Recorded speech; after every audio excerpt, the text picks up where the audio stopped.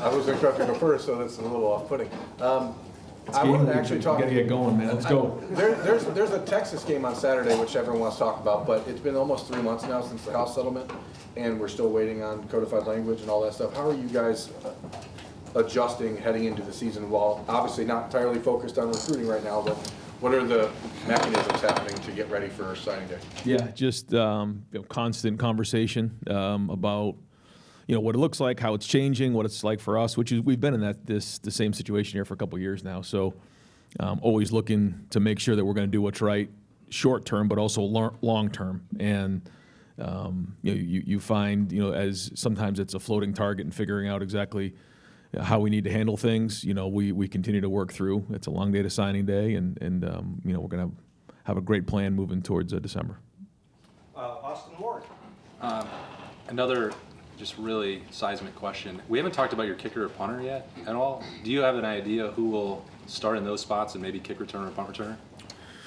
Yeah, we allowed both of those guys to have competitions. At kicker and at punter. And so, both guys, both incumbents have done a great job in camp. So, we still have to go through this week of practice, but, our expectation is that Jaden and Joey will handle the kicking.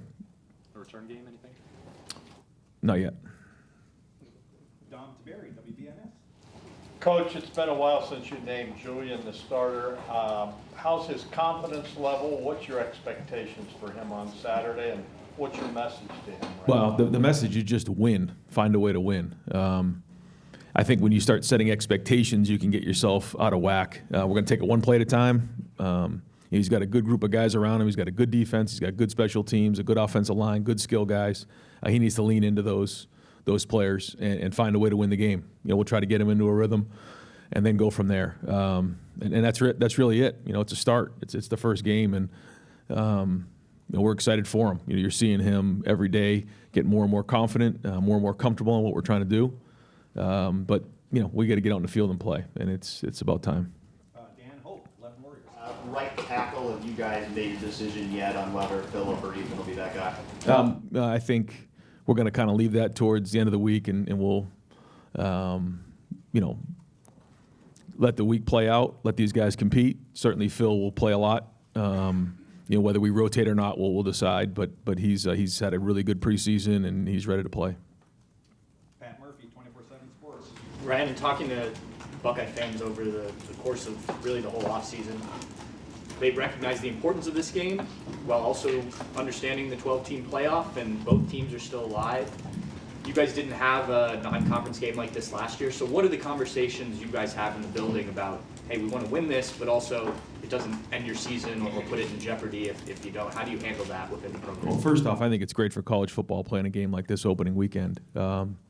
And I have a tremendous amount of respect for Sark, for his coaching staff, for the players, and we're excited to play these guys. It's rare that you would kind of play someone like this towards the end of the season and start the regular season with them, but here we are, and I think it's going to give us a great barometer coming out of the first game. But for us, as we talked about before, the preparation starts really early because you got to be on point, and we got to play a clean game. That's very, very important. And so as you get closer and closer to the game, you just do everything you can to prepare the guys. I think when you look at our season, which is unique this year, one of your goals should be to win the opener. I mean, that's clear. We did that when we had Big Ten games to open the season, win the opener, and then you kind of go from there, which allows us an opportunity to focus on one game at a time. And then, once this game's over, we'll figure out what we did well, what we need to improve on. The issues will be there. They'll surface, and then we address them. So, it's an exciting time of year because now we get on the field and figure out where we're at, figure out where the guys are at, and go from there. But it's important that we play clean in game one. Tony Gerben, Buckeye Huddle. Ryan, people talk about the script that Steve Sarkisian uses to start the game. What kind of problem or roadblock does a Matt Patricia being new pose to the building of a script? I don't know.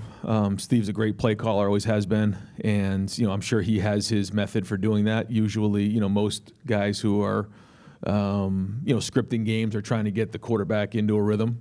So I'm sure they're going to want to do that with Arch, and then he's probably trying to identify what he's got out there.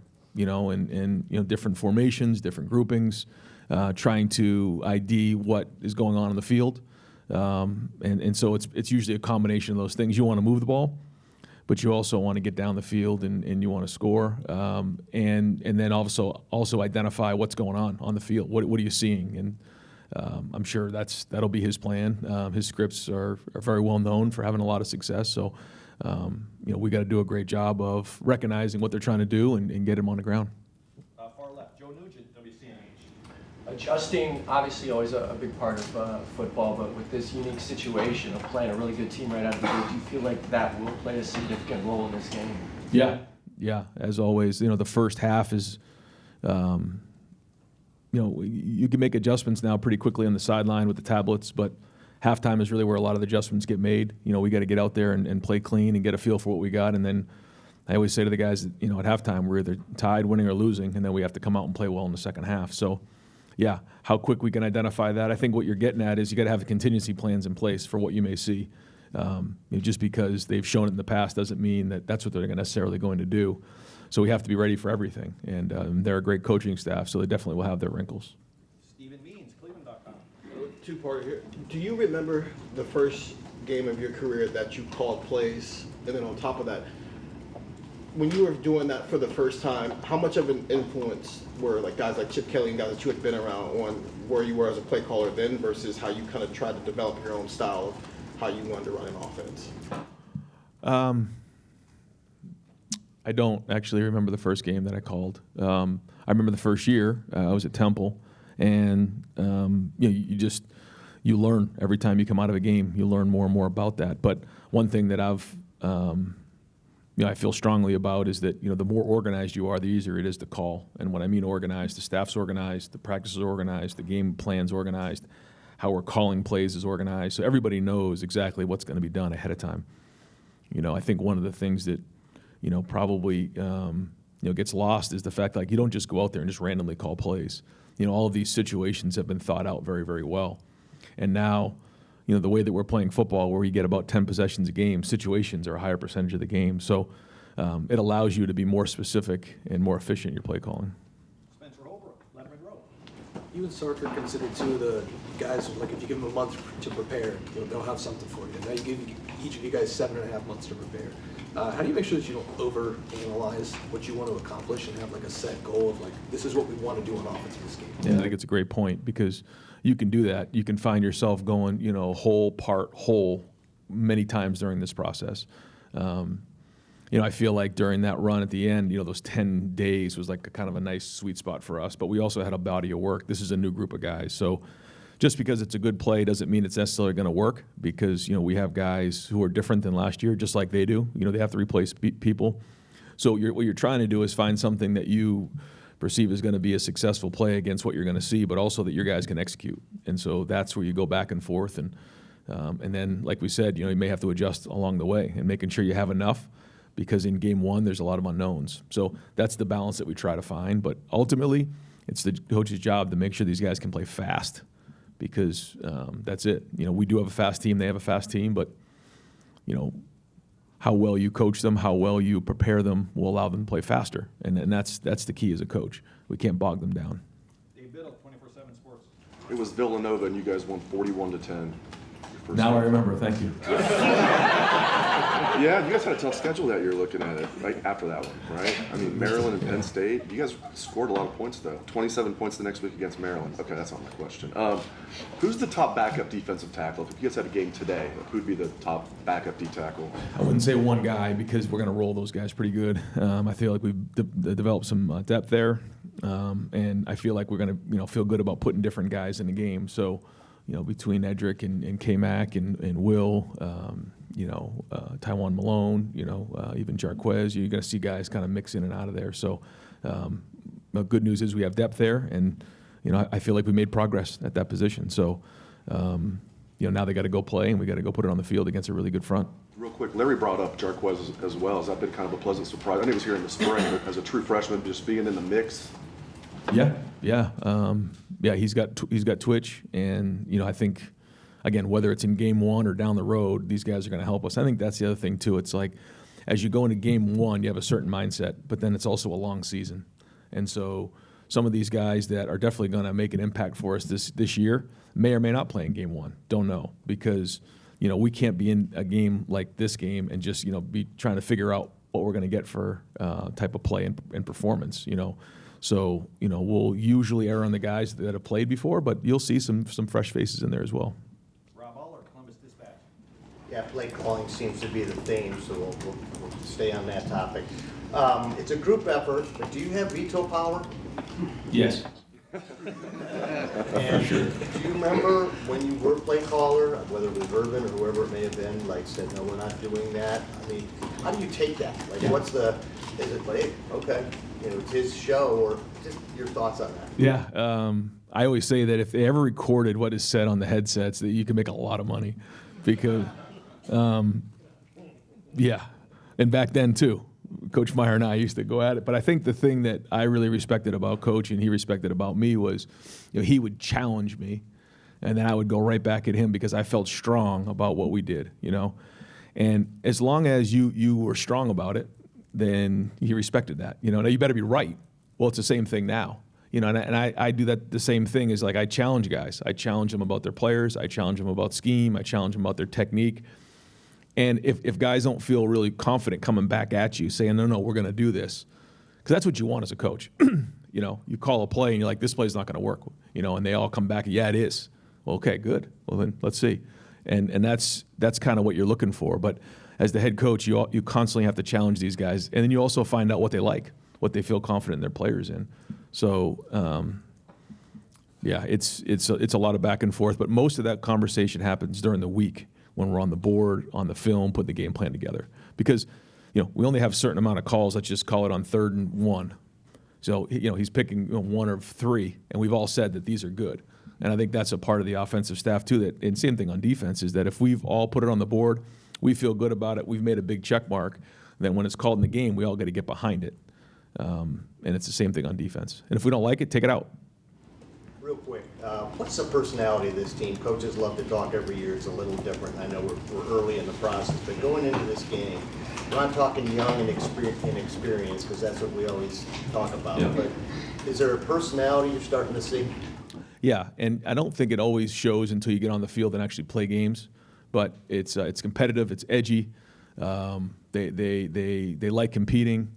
They enjoy being with each other. I think now it's just a lot of these guys got to get on the field and play, and then we'll figure out what it is from there. When we have success, when we have setbacks, those types of things, as we work through that. But a lot of leadership has risen here, and that's a good thing. A lot of young guys are figuring it out. Some guys still don't know what they don't know. I say it's like raising a son or having children. You bring them along, you show them, you see the growth, but ultimately they have to go live their life. Well, it's the same thing here. They got to go play the game now, and we're ready to go play. I mean, we can't wait to get on this field and get the season started. Cameron T. Robinson, The Athletic. Ryan, and can you lean on? I know every quarterback you have is different, right? And kind of even going back to your history, but can you lean on previous experiences with first-year quarterbacks that can help you know kind of how to prepare Julian, or how to call a game like this? Yeah, I think so. I think you take what you see in practice and you try to project the best you can, and that's the thing about first games, is you make a lot of assumptions. You're assuming it's going to look a certain way in the game. Some certain assumptions are going to be right, other assumptions are going to be wrong. That's the job of coaching, and it's that experience of seeing it and learning, but then you also try not to label, because you see somebody, you say, well, he's like him. Well, not really. He may have some characteristics like that player, but he's his own player. So there's this, again, balance of trying to figure out, is this what you can predict and project's going to happen, or are these their own set of guys that are going to have their own experience? And so that just comes down with experience. You got to trust your coaching, and make sure that their minds are in the right spot and focused on what really matters. We know that this week it's going to come down to avoiding distractions. There'll be a lot of distractions this week. It always happens. It's very, very predictable. And so we have to make sure that we're avoiding distractions better than Texas. Far right, Adam King, WBNS. How much do you balance out wanting to go out there and play the same kind of game plan you did towards the end of last year, but also knowing it's week one, it's going to be clunky at times. You're trying to get just play calls in at the same time. How do you balance that, knowing that you're also playing Texas? Yeah, well, because when you are late in the season in your game 12 or 13, it's just very, very different. I mean, you've played games, you've worked through things, there's a rhythm, there's a Rolodex of plays. When you're into week one, guys are doing it for the first time. And so that's very, very different. But you also got to find plays that work against what you're going up against. So again, that's what we're looking for here, and those are all the decisions that are being made and have been made. I feel good about the game plan in all three phases, and got to go put it on the field now. You lean back on that game against Notre Dame where you guys jumped right in a few years ago at all about how this might play out? Yeah, a little bit, yeah. I mean, we look at the practice schedules more than anything to figure out how do we ramp ourselves up for a game like this in week one, different than maybe in the last couple of years.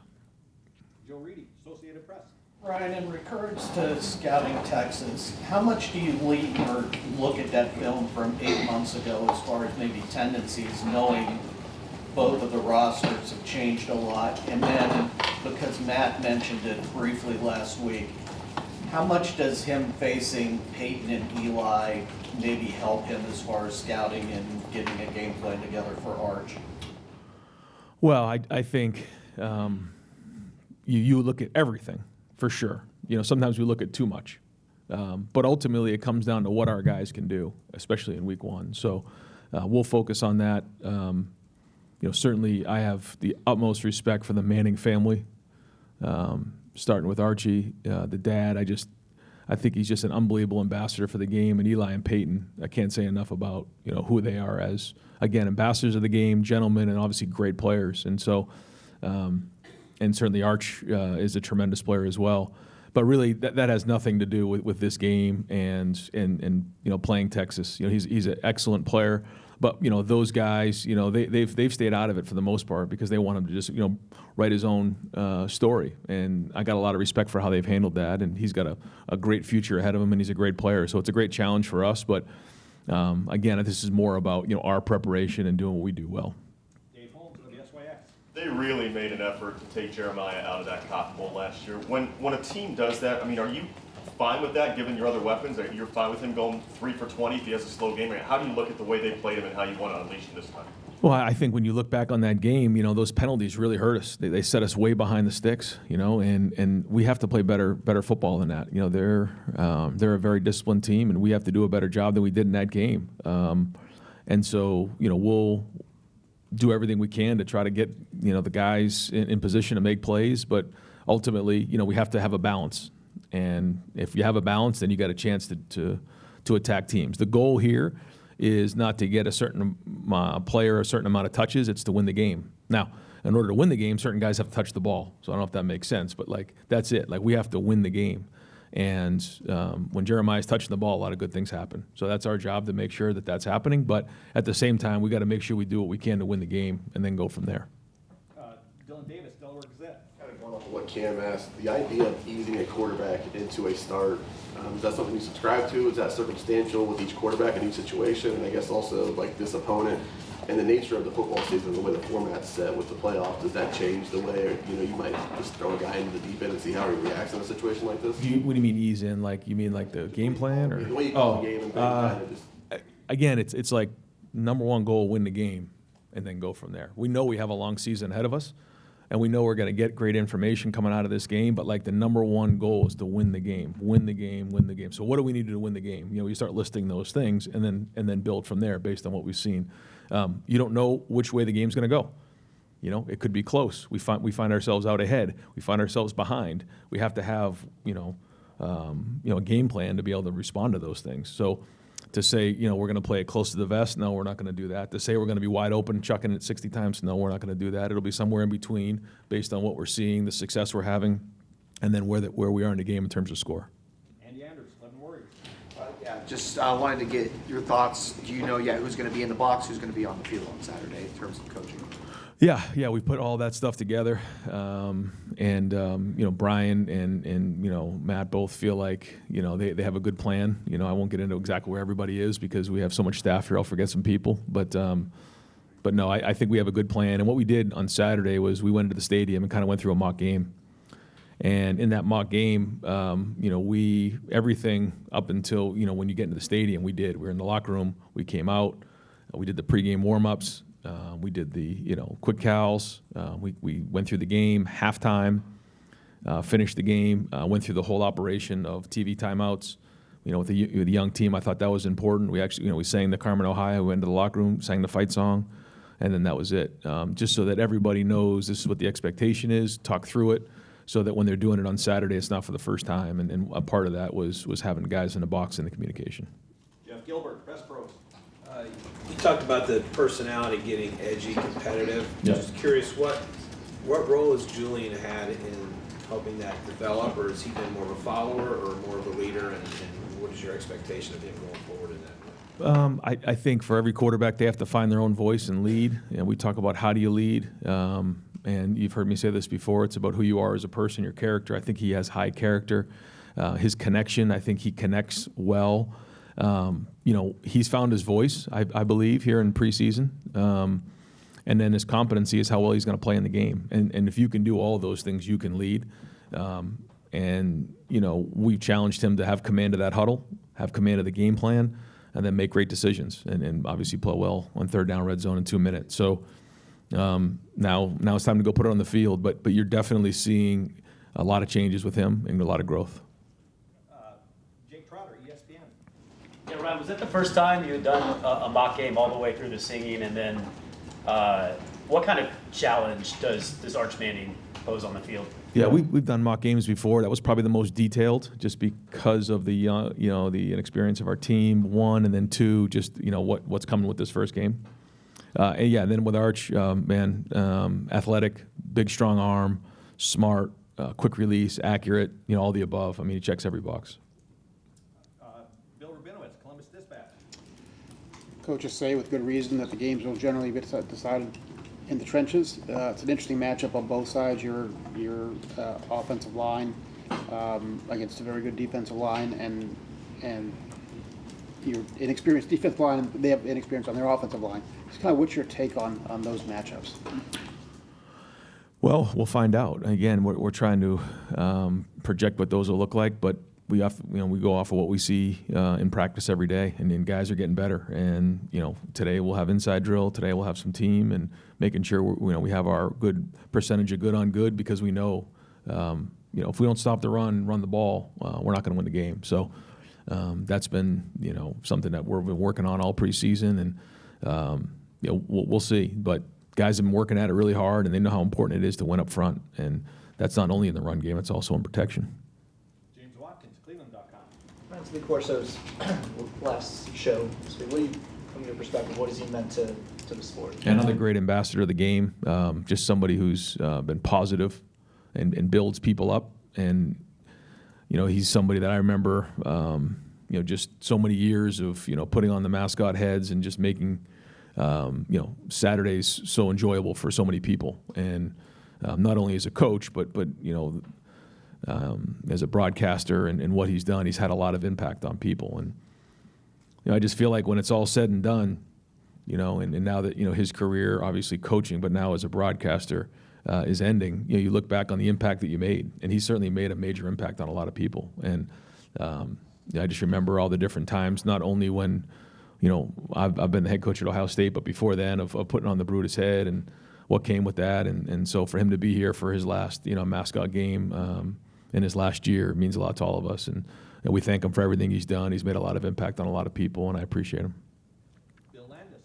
Right, you mentioned having a young team a couple times, and I think this is right that there's no one left from the 21 class. You have no fifth-year guys who you recruited out of high school. There's only a handful of fourth-year guys still you recruit out of high school, and you have this robust third-year class that's given you a couple of captains. What do you make of that group? What kind of energy does that third-year player group bring to this team, and what do you think of their ability to kind of lead you guys? It just feels like you're going to be kind of junior driven this year. Yeah. No, we're young. We've said that before. We are young, but we're also mature in certain areas. There's other areas we got to grow up. But when you see guys like Caleb Downs and Sonny Styles and Brandon Innes, Austin Sayervelt, I mean, these are grown men, and they've been through it before. So they know what the standard is. They know what it's supposed to look like here. They know what it means to be a Buckeye. And so, they're the ones that are leading the way on this. But yeah, I think about, last year's team, they all decided to come back. And so when that happens, there's almost like a year and a half's worth of guys that when they walk out the door is a big hole that's left, and that's sort of natural in college football. And so there was a lot of production to replace, but a lot of leadership to replace. And those guys understand that, and right from the jump, they've jumped into this thing, and now they have their own story to write. And that's what's exciting about college football is every year they got a different story, and here we go. This is going to be their story. Can that refresh kind of like be reinvigorating or invigorating for a team? Like, I know all those guys who just went out were tremendous leaders and tremendous football players, but I would imagine the guys have been biding their time, have like a hunger to them that might give this team a different kind of energy. Well, it's their time now. Davis and Igbinosun, like it's time now to be in the front row. KJ Jackson, it's time for him to be in the front row. Caden Curry, it's time for him to be in the front row. Like guys now need to step up into those roles. That's why they came here, was to be in these moments. And so, they've already been part of really good teams, but not as leaders. There's something to be said for that. Got time for just a few more. Stefan Kreisky, Cleveland.com. Ryan, we've asked you a lot throughout this year about Julian's arm talent, kind of what he can do there. But yesterday, Sark was talking about Julian and mentioned his athleticism, his mobility as well. How much is that part of his game? And is there someone you've coached in the past who he reminds you of in terms of what he can do with his legs? Yeah, he's got good short area quickness. You've seen maybe in the game, a couple. He didn't have very many snaps last year, but you saw him move back there. You get a chance to see him change direction, and he's gotten stronger. You can see him. He's put on weight. He's put on strength, power. He's going to need that this season. In terms of somebody similar, I guess CJ was a little bit bigger, but CJ's got good movement. I probably him, I guess. But. He's quick. He's got good short area quickness, and he can move well in the pocket. And like you've seen, he gets the ball out of his hand quickly and makes quick decisions. And so, all positives. Tim May. Thanks, Jerry. Going into this game, starter, you were once a first-time starter. I know I'll ask you about that a lot, but what did you tell yourself before that first start that settled you down? Or did you run out there without your mouthpiece or something missing? And did you remember the play call? What are all those things, and what will you convey to Julian most of all before he takes the field? Well, I think the first thing is you can't have expectations. And I think I probably, wasn't good in that area because, I was like, all right, I'm going to go throw 4 touchdowns and blow this thing out. And the minute something didn't go well, you can feel yourself, all right, I'm not fulfilling the expectation of what I thought going into it. And what you can't do in week 1 is have these crazy expectations other than win the game. Take care of the ball, win the game. If you need to throw it away, throw it away. Don't worry about anything else other than win the game. Win the game is going to be a heck of a night. So that's the most important thing, and that's the job of the quarterback. So that'll be my message to him. And then ultimately, you got to go trust your training. You can't play it close. When it's time to let it rip, you got to let this thing rip, and you'll know when it's right. When you look back at y'all's last meeting, the Travion Henderson play before halftime, the screen that went all the way, the Jack Sawyer, those were 2 of your touchdowns. The Jack Sawyer. How much is it going into a game like this, even though you've game planned? Somebody's got to make a play almost in these kind of matchups, right? Have to. How do you as a coach settle with that? Yeah, no, these guys, I think they know that, but, I'll remind them. Make sure they know. They got to make plays. Yeah, that's part of the job. It's going to come down to that. No, you're right. When you're in these big time matchups, like you said, guys got to perform. They got to step up. And that's been one of the challenges for the guys who are now seniors and juniors is that, now you need to step up and take on that role. You need to produce. You need to make the plays. Knowing that, you're not just going to go out there and every play that you have a perception that you're going to make, like, I'm going to come with 4 sacks and everything like that. How about just going as hard as you possibly can and trust your training? And good things are going to happen, man, if you play really hard and you play really tough. And ultimately, everyone has to do their job. And speaking of that, we need everyone to do their job on Saturday. And that includes the fans. I mentioned this before. I know it's a noon game, but we need everybody in that stadium early. We need them loud. You think back on, the Indiana game when Indiana had to go to a silent cadence and they couldn't clap anymore. That was a huge deal for our defense. And it's going to be the same way on Saturday if the fans are in there early and they're loud when they have the ball. Not when we have the ball. When we have the ball, they can be quiet. But when they have the ball, we need them as loud as they possibly can to make this the most hostile environment in the country. And we all know it is. So we need everyone to do their job. Fans are going to get Buckeye leaves when they're loud, too. Joey Kaufman, Columbus Dispatch. To revisit Arch, did you ever interact with him as a recruit, or were you involved with him on the recruiting job? What do you remember about him? Yeah, very little. Very little. I think they had their mind set up that they wanted to play, down south, and we a little bit here and there for sure with his dad Cooper, but not a whole bunch. He kind of had his mindset, but yeah, heck of a player. And finally, Doug Maurice. Ryan, your running back room last year obviously was so good. Just the progress of this running back group through this entire offseason, what have you thought of it? How do you feel about where it is right now? I think we built depth. I think we need to go play and find out where we're at, but I think that Locke has built depth there, and guys are running hard. Protection, as you know, is important. Ball security is utmost importance in this game.